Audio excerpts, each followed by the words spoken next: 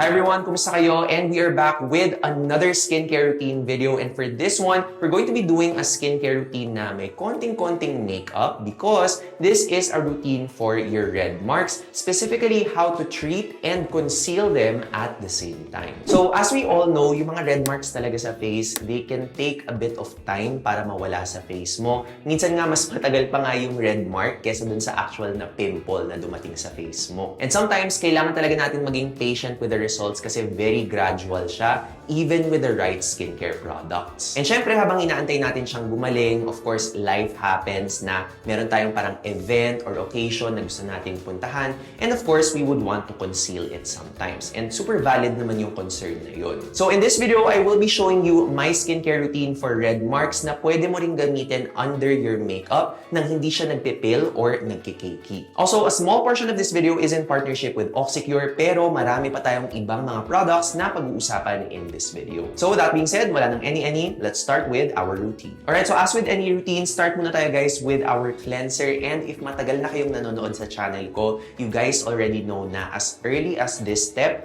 pwede mo nang targetin yung red marks mo. And you can do that using a cleanser na merong salicylic acid. And alam nyo guys, sobrang staple na talaga yung salicylic acid cleanser sa routine ko. You can check my other videos if you want. I really love using it. And the reason why I really love putting it sa mga routines ko is because ang dami niya talagang mga benefits. Aside from the fact na nakakatulong siya in removing excess oil sa skin natin as well as unclogging our pores, meron din siyang mga anti-inflammatory properties na nakakatulong in calming yung mga red marks sa skin natin. So yung salicylic acid na gagamitin ko for this routine is yung madali lang hanapin sa Watsons, and this one is the Acne Clear Facial Cleanser by Oxecure. So itong kay Oxecure, as you can see, gamit na gamit siya, and I really like this because sobrang Oxecure really took one step further dun sa anti-inflammatory na aspect ng salicylic acid na cleansers. Meron din tong sodium lauryl oat amino acids, which are a cleansing agent na very interesting siya because it not only cleanses your skin, but it also helps hydrate and soothe it. Alright, so basa na ang ating face, and now it's time to show you the consistency of this cleanser. And makikita nyo guys, very creamy gel lang siya. Lather lang natin ng konti, and ayan na siya. So you can see,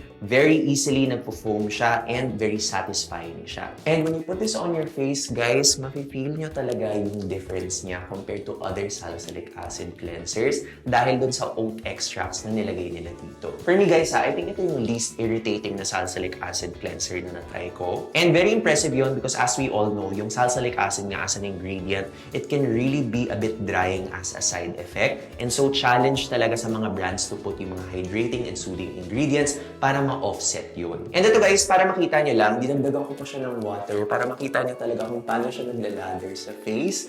Very satisfying yung lather niya. And also guys, quick tip lang kapag gumagamit kayo ng salicylic acid cleansers, kapag beginner pa lang kayo sa paggamit ng mga ganitong cleansers, I do recommend just using it for mga 20 to 30 seconds sa face nyo. And then, kapag sanay na kayo gumamit ng mga salicylic acid cleansers, pwede na kayo mag-up to mga 60 seconds. Huwag na kayo lalagpas ng 60 seconds because any cleanser naman, kapag sobrang iniwan mo ng matagal sa face, medyo magkaka-reaction ka talaga. So, just after 60 seconds, you can wash it off. So, i-wash off ko lang to and I'll be right back. Alright, so I'm back and dinatowel dry ko na lang yung face ko, and habang medyo basa pa siya, let's now move on to our next step already, which is going to be our serum. And yes, diretso na tayo sa serum. Hindi na ako gagamit ng toner because hindi naman kailangan sa routine ko. Pero if you feel more comfortable using a toner, up to you. Ako lang talaga personally, medyo gusto ko kasi ginagawang lightweight yung routine ko kapag maglalagay ako ng makeup kasi ayoko yung parang heavy na feeling. But anyway guys, for red marks, ayun nga, as we all know, there is an ingredient na marami siyang evidence na nakakatulong siya for this concern.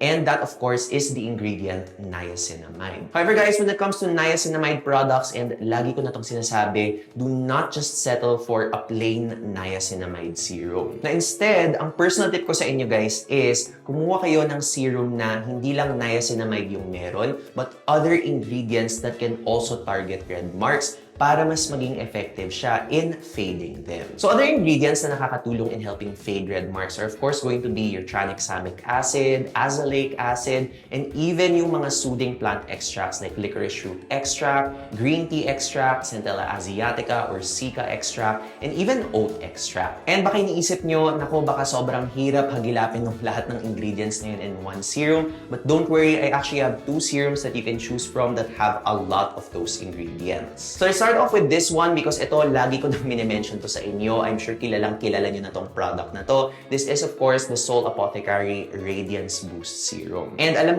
nyo na laging-lagi ko talagang binabalikan itong serum na to. After I finish testing other serums for yung mga reviews ko, ito talaga lagi yung binabalik-balikan kong serum in my skincare rotation. And you can even see me using it doon sa skincare routine ko from last year. And itong isa namang hawak ko is from the brand Ellana. This is their Clear Skin Plus Clarifying Serum. Ito rin actually, na-mention ko na to a couple of times sa mga videos ko. So pwede namang isa lang yung piliin nyo sa dalawang serums na to, pero kung hindi sensitive yung skin nyo, you can actually use both of them together. So start muna tayo with the more lightweight one, and this is yung Radiance Boost ng Seoul Apothecary. Now sa mga hindi pa nakakaalam, yung mga main ingredients nito na nakakatulong talaga for red marks are going to be yung 5% niacinamide na marami talagang evidence na nakakatulong siya with red marks. And also, 3% tranexamic acid na maraming tao actually akala nila yung tranexamic is more for dark spots. Actually, baliktad. It's more for red marks. Pero may konting research na rin na nagpapakita that it can help a little bit with dark spots. And speaking of dark spots, this also does have 2% alpha-arbutin, which as we all know, nakaka-target din yun ng mga dark spots, and also undecillinoyl phenylalanine. So kumbaga yung serum na to, this has ingredients that can target both red marks and dark spots. Kaya talaga favorite ko siya, and favorite din siya ng marami sa skincare community natin. So anyway, pakita ko na siya sa inyo. Very runny lang talaga yung texture niya. And I'm going to spread it first before patting it all over my face para medyo even. And di ko alam kung nakikita ninyo, pero very lightly hydrating lang yung itsura niya. Of course, it kind of looks shiny at first, but when you blend this onto your skin, makita nyo guys, medyo mabilis lang siya mag-blend. And it doesn't leave yung parang sticky na feeling na nakukuha nyo from other serums. And so very minimal effort lang yung ginagawa ko guys, and nag-absorb na siya agad. Alright, so next up, ito naman kay Ellana, let's apply it onto our skin. So ito naman guys, yung mga ingredients niya na nakakatulong for red marks is iba compared doon sa Seoul Apothecary Radiance Boost. This one uses 10% potassium azelaic diglycinate, which as we all know, galing siya doon sa ingredient na azelaic acid. And like azelaic acid, meron siyang mga properties that really help even out yung skin natin while at the same time being anti-inflammatory. And speaking of anti-inflammatory, this does also have soothing plant extracts like Centella asiatica and green tea. So for this one guys, sobrang konti lang yung i-drop ko nito kasi naglagay na ako ng serum kanina. But as you can see, very lightweight lang din siya, very runny lang din. And ito guys, hindi rin mabigat yung feeling nito sa skin. I'm just gonna pat a small amount of this doon sa places where I have red marks. Actually, ito guys yung pinaka-prominent na red marks ko. Hindi ko alam kung nakikita sa camera, pero meron dyan 1, 2, 3, 4. Kasi talaga nung nag-breakout ako, nag-purge ako dito from my isotret or yung oral acne meds ko. And ang lala talaga, ang tagal mawala ng mga marks na to. And as you can see, mabilis lang din siya mag-blend onto the skin. Hindi naman nagbago yung itsura ng skin ko. Hindi rin siya shiny, and it just feels very lightly hydrating. Alright, and sa sobrang bilis mag-absorb ng mga serums natin, move na agad tayo to our final skincare step before makeup, and this is of course going to be our sunscreen. So again, just to mention the obvious guys, this is a daytime routine. So kung gagamitin niyo itong routine na to at night, of course, pwedeng hindi niyo na gamitin yung sunscreen. Just to put that out there, kasi merong ibang mga nagtatanong kung magsa-sunscreen pa ba sila sa gabi. Of course guys, hindi na, kasi wala nang sun sa gabi, di ba? Now, as we all know, very automatic na talaga sa isang skincare routine ng sunscreen, but all the more na kailangan mong magsuot ng sunscreen kapag meron kang red marks, because sunscreens help prevent further damage of our skin. Because as we all know, kapag naaarawan ka, UV damage yun. And since red marks nga yung pinaka-tina-target natin dito, I did choose a sunscreen na merong mga soothing extracts para makatulong doon sa pagkalma ng red marks natin. And the sunscreen that I chose is also one of my favorite favorite sunscreens this year. Na-mention ko na to in my past videos. This is from the brand Soul White and this is their Bright and Even sunscreen. Na ito guys, sobrang love na love ko talaga to. Ilang beses ko na to na-mention this year sa mga sunscreen videos ko. This was in my best local skincare as well as dun sa mga best oily skin sunscreens video ko. And nakakaloka guys kasi every time fine-feature ko tong sunscreen na to, lagi na talagang inuubos yung stock ni Soul White. As of this video, nang chinek ko kung meron tong stock, wala pa rin silang stock guys. So hopefully, by the time na pinost ko na tong video na to, meron na silang stock. Hinay-hinay lang kasi kayo, huwag nyo masyadong hinuhoard nang ubusan tuloy yung iba. Anyway, ito guys, ang ganda talaga nito because when you spread it onto your skin, as you can see this one, cream siya ngayon. Pero antayin nyo guys na i-blend ko to. Actually, ready na ako ngayon. So tingnan nyo siya guys ha, ang bilis niyang i-spread and when you spread it, ang bilis niyang nagiging clear. And that's why I really like the sunscreen kasi apart from the fact na lightweight siya, minimal effort lang. Hindi mo siya kailangan i-blend ng parang sobrang tagal para lang mawala siya. Ayun, kita nyo, nagiging clear na siya agad. Spread lang natin to para maging even yung sunscreen. And yes, do not forget the eye area. And also guys, while I'm spreading this, share ko na rin pala yung mga ingredients nito na nakakatulong. So this also has niacinamide and licorice root extract from yung mga minention ko kanina na helpful ingredients. But this also does have some underrated soothing ingredients like adenosine and allantoin, which are really helpful again kapag meron kang red marks to really just soothe your skin. And I'm sure marami na sa inyong may alam na yung UV filters din talaga nito or yung mga sunscreen ingredients niya, very palaban talaga. But if you do want to see a more in-depth discussion on that, ililink ko yung video ko where I feature this sunscreen here. Alright, so I'm just making sure na even yung pag-spread niya onto the skin and yung sa likod din ng neck ko. And as you can see guys, yung finish nito is really just natural. It's not matte of course, pero hindi siya yung sobrang shiny or sobrang greasy din sa skin. And para sa akin guys, ang ganda rin itong skin prep before putting on makeup. Kasi tingnan nyo naman, di ba? Nag-glow yung skin ko ngayon. Alright, so now nakapag-sunscreen na tayo, let's now move on to our final step which is to apply light makeup. And actually ito guys, parang makeup na medyo skincare pa rin to because the things that I'll be using, may coverage sila pero technically they're still skincare products. And sa mga nanonood ng channel na to, lagi ko ito sinasabi sa inyo, yun lang talagang ginagamit ko mostly na makeup. Very minimal lang or parang yung no makeup look. I always just put like a tinted sunscreen or baka BB cream lang. Minsan foundation, yes, kapag meron akong mga shoots. But mostly yun na, probably foundation, concealer, and minsan kilay. Pero hindi ako magkikilay for this video because sobrang nahirapan pa rin ako. So for my favorite tinted skincare products, we have these two. First up, we have itong tinted version ng Frezyderm sunscreen. And ito talaga guys, this is my top one. As in, favorite na favorite ko talaga to. Super highly recommend. Love na love ko talaga yung finish nito sa skin ko which I will be showing you later. And on the other hand, ito naman guys, proudly mga parang second place to. It's a more sheer or buildable option for me, but super duper good option pa rin to nonetheless. This is the Issy Co Active Skin Tint. And yung shade na ginagamit ko is Fawn. And speaking of shades, that's actually the reason why I love this product so much kasi napaka-inclusive ng shades nito guys. If I'm not mistaken, they have 9 shades out for mga fair, light, medium, pati mga undertones meron sila. So kung alam niyo yung undertone nyo, ako hinuhulaan ko lang. Pero ayun guys, as in sobrang kudos talaga to this brand for being so inclusive to different skin tones. And take note guys, local brand to. So for me, sobrang leading talaga to when it comes to skin tints na available in the Philippines. So again, I really love both of these products and I do wear them often. Pero yung pinaka-favorite ko talaga is itong si Frezyderm. So this is what I'm going to use for this video. Ito rin kasi si Issy guys, I'm sure ang dami ng mga YouTubers na nakapag-swatch or nakapag-test na nito sa skin nila. So I do recommend yun na lang yung panoorin ninyo kasi medyo mas accurate sila. Ito kasi si Frezyderm, wala pa masyado nakakapag-review nito and I really want to show you guys why I love this product so much. Ito rin kasi guys, one shade lang siya. Actually, yun yung weakness niya for me. Isa lang yung shade niya. But dahil na isa lang yung shade niya, I do also want to show you guys kung paano yung lagay niya sa skin ko and kung paano siya nagmamatch, kumbaga. So, gamitin na natin siya and usually guys, nagdi-dispense lang ako ng mga 2 to 3 pumps of this. And then, just like with any skin tint, is-spread ko na siya or i-dot rather on the different parts of my face. So, kahit sunscreen to guys, maglalagay lang ako sa face area and also konti sa neck area. Hindi na dun sa ibang mga areas because that's actually the reason kung bakit nag-sunscreen ako kanina. Kasi mga ganitong products guys, technically yes, pwede mo naman silang gamitin as sunscreen. You can put them everywhere on your face. Pero parang medyo makalat siya, di ba? Kung maglalagay ka ng sunscreen dito sa tenga, maglalagay ka dito sa neck mo, especially if magpapalit ka ng damit, of course, magsistain yan. And that's why I do recommend using a plain sunscreen first before using any tinted sunscreen products. Para talaga makuha mo lahat ng areas without worrying na ma-stain siya. Syempre kung nagsiskincare ka, tapos diba meron ka ng damit, ayaw mo namang ma-stain yun. And I know baka nanonotice nyo parang hindi match yung color sa skin ko,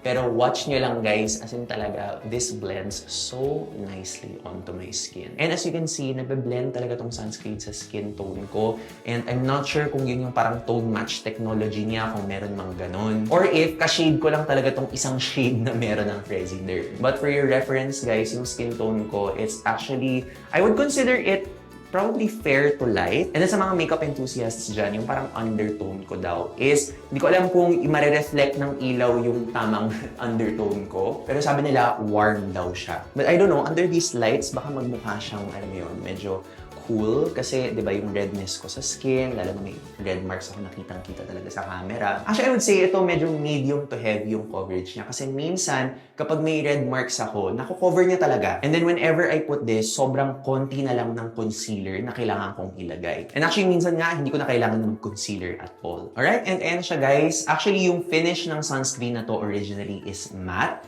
Pero kapag nag-skin prep ka ng mabuti, you can actually make it come out as glowy. So remember, yung mga skincare products na gagamitin mo before you use makeup is actually very important. Actually, a lot of makeup artists na napanood ko na sa YouTube say this a lot. Skin prep is very important when you're using makeup. So I'd like to think na kapag skin prep naman ako ng mabuti, diba? So yan, if satisfied na kayo sa coverage ng tinted sunscreen nyo, you can actually leave it like this already. Pwedeng tapos na yung routine ninyo. Pero kung di pa kayo satisfied, you can of course still use a concealer. And itong gamit ko is again from Issy Co, and this is their shade NL2. So if I'm not mistaken, NL2 means neutral and light. So neutral yung undertone ko and parang light tone siya. And again, very worth mentioning ito na sobrang inclusive talaga ni Issy Co sa mga shades niya. From the lighter skin tones na Filipino to the darker Filipino skin tones, meron talaga silang concealer for that. Kaya kudos to Issy Co for really being inclusive when it comes to their shades. So ito guys, technically ito na yung parang pinaka-makeup na step ko, pero don't worry, huwag kayo masyadong ma-intimidate. Madali lang to. So as you can see, ito, nagdadot lang ako ng concealer dito sa likod ng kamay ko because I apply it using my fingers. Wala akong ginagamit na any makeup tools. As in, itatap ko lang yung finger ko and then i-apply ko siya kung saan marami akong red marks. In my case, this is the area. So itatap ko lang kung nasan yung mga marks ko. Hindi ko alam kung natatap ko siya ng mabuti kasi walang mirror sa harap ko guys. Camera lang yan. Ayan, natap ko na siya. Dito kasi yung mirror guys ang hirap talaga. Hindi kasya yung camera dun. But anyway, ayan na siya. So now that I've covered it all, ganyan lang. Itatap mo lang siya ng very lightly until it blends onto your skin. So sa mga beginners, ang goal nyo dito guys is basically to, conceal the spot. Pero doon sa mga parts na kumakalat yung concealer, doon nyo siya i-blend para hindi siya masyadong mukhang halata. So again, I don't know if sobrang mabablend ko siya ng perfectly sa video na to because again, ang kaharap ko lang is camera guys. And hindi talaga ako expert sa makeup, as in very aminado naman ako doon. But this is just how I basically do it. As in, tintap ko lang talaga until hindi siya mukhang halata. And actually, just a tip guys sa mga gumagamit ng concealers, lalo na sa mga beginners, kasi baka isipin nyo, more concealer will really help like cover it up fully. But I've heard from a lot of makeup artists to be very minimal sa concealer na ginagamit mo. Hindi ko alam kung sobrang napafollow ko yung rule na yon. But sabi nila, as much as possible, be minimal when you're using makeup. Kasi the more na naglalagay ka ng concealer, sobrang magmumukhang cakey and halata na siya. Again, hindi ko alam kung na-apply ko siya ng mabuti. Hindi talaga ako makeup expert, guys. As in, sorry kung kung hindi siya magandang example, di ba? Cover lang din natin yung isang spot ko dito. And blend, blend, blend, blend.